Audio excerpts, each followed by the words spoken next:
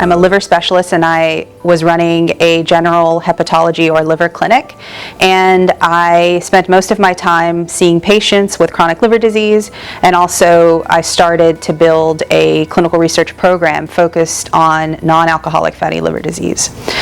After 2 years of working with chronic liver disease patients and seeing that for many of them the only option was liver transplant or treatment of liver cancer, I decided that I really wanted to focus my attention more on prevention, and that's how the idea of South Texas Research Institute was founded.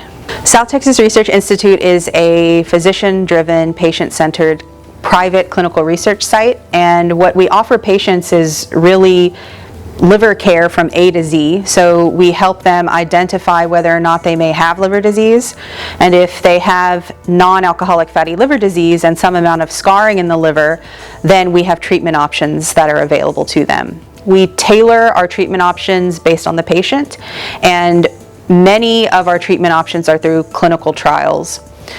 Because there is no approved treatment for the progressive form of fatty liver, also known as NASH or non-alcoholic steatohepatitis, these clinical trials are really focused on bringing treatment options to these patients.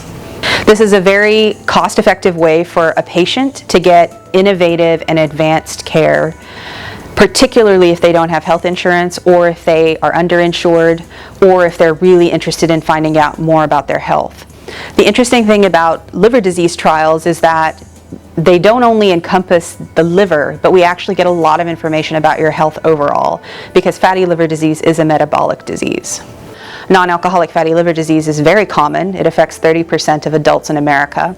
And because we have no treatment options for the progressive form, if we continue to not develop new drugs, then the burden that this will have on the healthcare system in the next decade will be enormous. South Texas Research Institute has 3 main missions, I would say right now. That could probably change in the future, but our missions are: number 1, to help identify liver disease early instead of waiting until things get bad. Our second mission is to offer these treatments to folks who may have middle-of-the-road scarring in the liver. And our third mission is to really increase awareness about what clinical research is, because there are several myths in the community about what clinical research entails, and our job is to really provide that education and information. There are several misconceptions about clinical research. What I hear typically is that patients say, "Hey doc, I don't want to be a guinea pig, I don't want to take an experimental treatment." But for most of the clinical trials that we're involved with, and the partners that we have not only in the community but nationally, we're involved with late phase clinical trials. So these are phase 2 and phase 3 clinical trials in which the drug has already been studied for safety, and now we're focusing more on the efficacy of the drug. Does the drug work for the specific disease that we're looking at? And so the guinea pig idea is a complete misconception. In fact, in clinical trials, we are very highly regulated. So you as a patient, if you enroll in one of our trials, you're seeing myself or my nurse practitioner multiple times.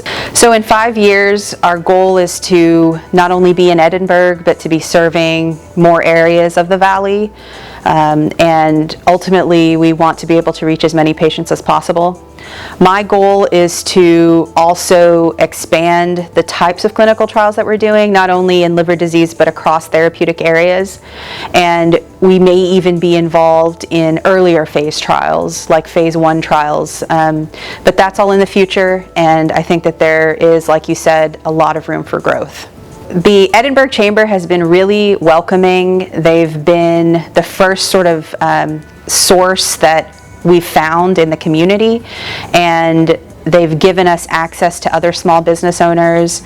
They've been very supportive of our mission, and they were even able to put together a ribbon cutting during a pandemic, while following all of the precautions. So we're really excited to be a part of the community and to be able to understand how we can better serve.